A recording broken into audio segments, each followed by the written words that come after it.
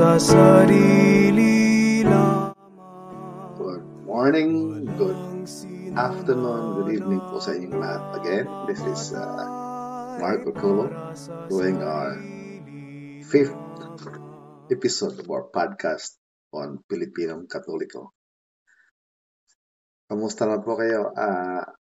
Meron pong natanggap ko mga comment about yung time natin medyo mahaba. So, ang hirap kasi putulin ng pag maganda na yung usapan. But I will try my best to stick to our promise of 15 minutes podcast lang tayo. So, summarize ko lang, balikan natin yung discussion natin nung last time with a theologian, Brother Jerry, discussing about the creed. A creed actually is a formal and concise statement of the fundamental of our Catholic faith. Concise statement.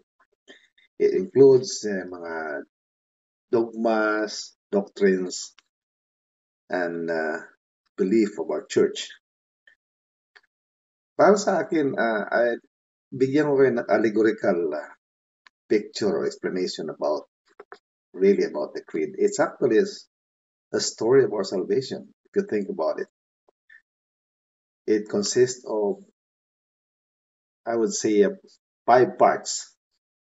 Number 1, I believe in God Almighty, sabi doon.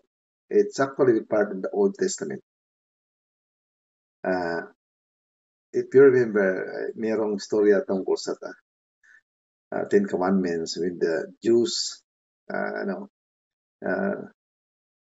tumakas sila for freedom from Egypt, from bondage to the promised land. It's a picture of salvation, actually, from sin to, from darkness to light, if you may, yung pagtawid nila sa Red Sea. Number 2, sabing, I believe in Jesus Christ. This is actually the part of the New Testament. The story of salvation of si Christ, nung papakamatay sa atin, crucifixion story, dying on the cross for us, to save us. And then the Holy Spirit, number 3 part. It's actually, it's a living God among us. Yun ang promise niya, the way niya, pag-akyat niya sa during the ascension niya, iiwan niya sa atin ng Holy Spirit. Number 4, yung about I believe in the Catholic Church, Apostolic Church.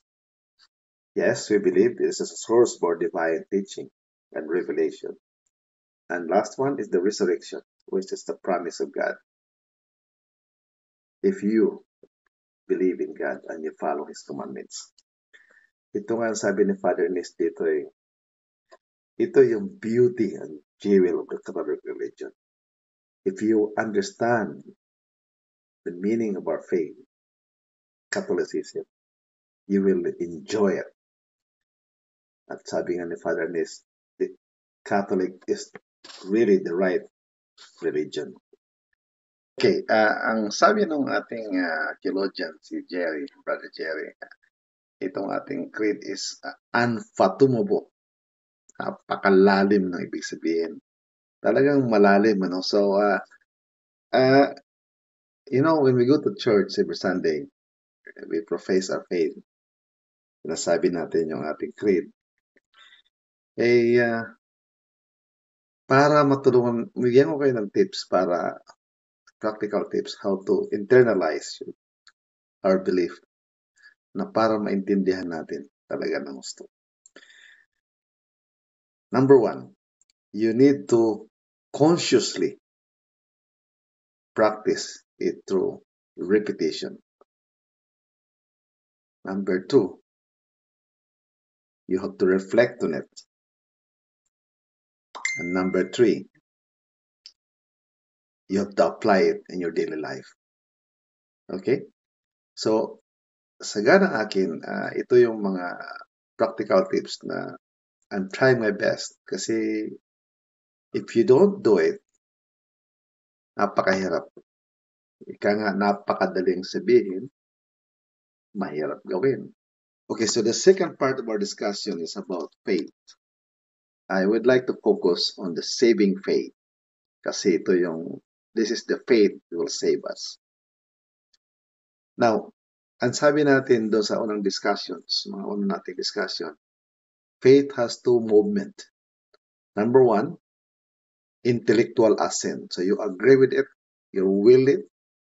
Number 2, you personally entrust yourself, commit yourself, and then you follow the rules, the teaching of 10 Commandments, and then you get salvation. I'd like to focus on the reading on James 2 on 17. Ang sabi ni James, so also faith of itself, if it does not have work, is dead. Wow, that's a strong statement of James. Ngayon, gusto kong i-touch base yung issue ng pagkakaiba natin sa ibang mga Christian na mga kapatid natin. I'm talking about the Protestant. Yung kasi, yung sa ating Catholic, central to our doctrine, ang pagkakaiba, ang Catholic, meron tayong tinatawag na fides formata. Fides formata really means it's a theological concept central to our doctrine na the faith is, while the faith is fundamental, it must be accompanied by charity plus observance of the God commandment. So, kailangan faith and works. Ang mga Protestant naman, mga kapatid nating Christian, led by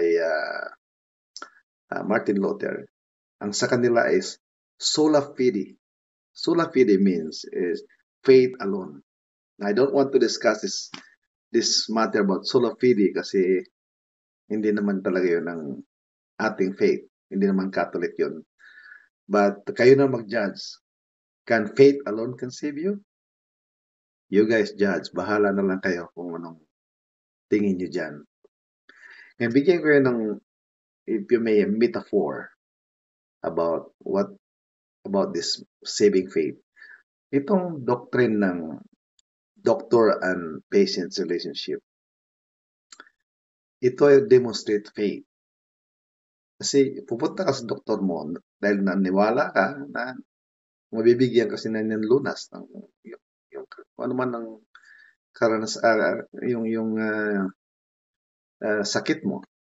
So, you have faith in the doctor. But the other part is the patient action. Pag niresetahan ka ng doktor mo at hindi mo ginawa, hindi mo sinunod, walang mangyayari sa'yo.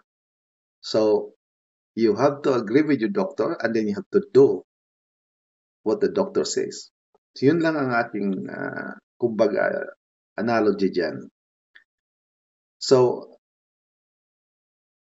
the problem sometimes, lalo na balik na naman tayo sa Sunday Catholics Filipinos na napakarami sa atin. Yun. Meron tayong faith, meron tayong works. Ang problema, ito. Yung works, nagkakaproblema. Kasi, Laman ng simbahan, nagdadasal, tapos yun, nagsiserve sa simbahan. Pagkatapos, ang lay minister pa yung iba dyan eh. Pagkatapos, yun ang works. Pero pagdating doon sa bahay, pagdating doon sa trabaho, doon sa kanilang business office, iba na ang ginagawa. Iyon ang problema natin. Kasi we don't practice our faith. Case in point, itong problema na naman natin ngayon sa corruption. Itong flood, bruhaha na sinasabi ko nga lagi.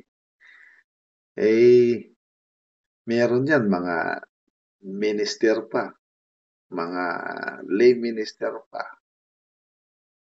Eh, bakit nagkaganon? Muling update na nabasa ko sa social media, sa mainstream media. Yung ating presidente ay nakatanggap ng 25 billion pesos. Wow! Tinalo pa niya yung kanyang tatay na was accused of corruption. Tinalo pa niya in 3 years. Triple niya.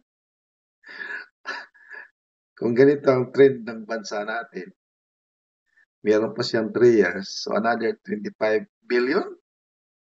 Guys, yun ang problema natin. Kaya, pag sinabi nating faith, then samahan natin ang action or works of charity, not corruption. Okay. Well, ito pa, bagong revelation ni Jaime, kanyang kapatid, during the rally yesterday sa Iglesia ni Cristo. He publicly confessed. You can see it all over YouTube na yung brother niya is a drug addict. Nakakalungkot na malaman ng ating Pangulo ay ganyan ang sitwasyon. So, good luck to us. Ina-accuse natin ng mga leader natin, mga politicians, ng corruption, mga balimbing. Ngayon dahil sa balimbing sila, so palipat-lipat, iba ang ginagawa sa sinasabi. So ang tawag natin doon ay balimbing.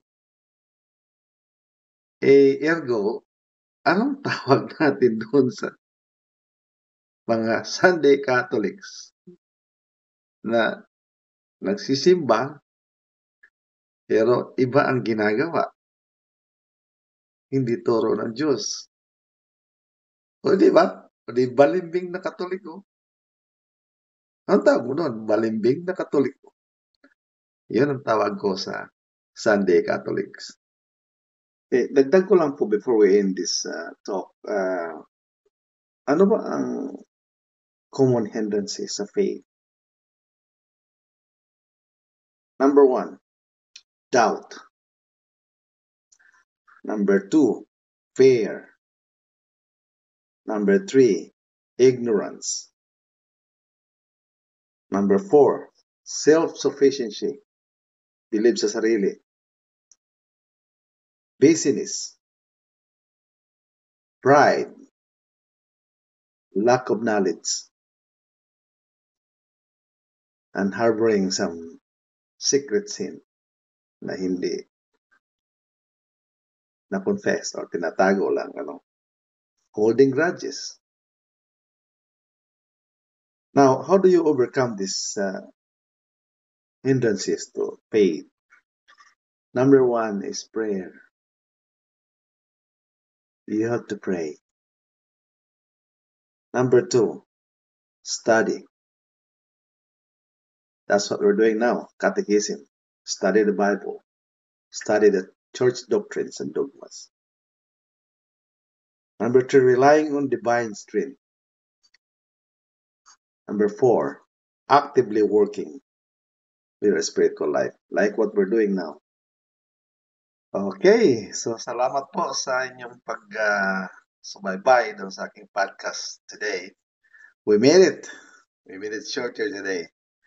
Tulad ng pangako ko sa inyo. We'll try to make it short. Para medyo, I understand, busy rin naman. Meron din kayong mga commitment. So, this is Mark Orcula again.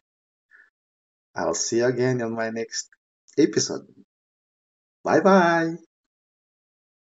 God bless you all.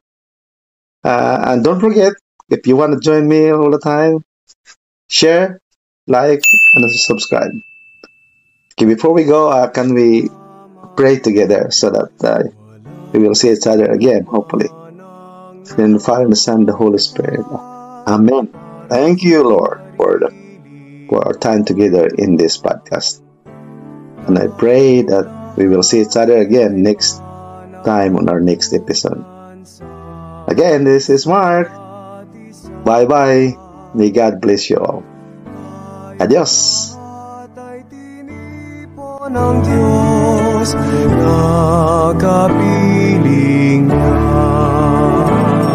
sa ating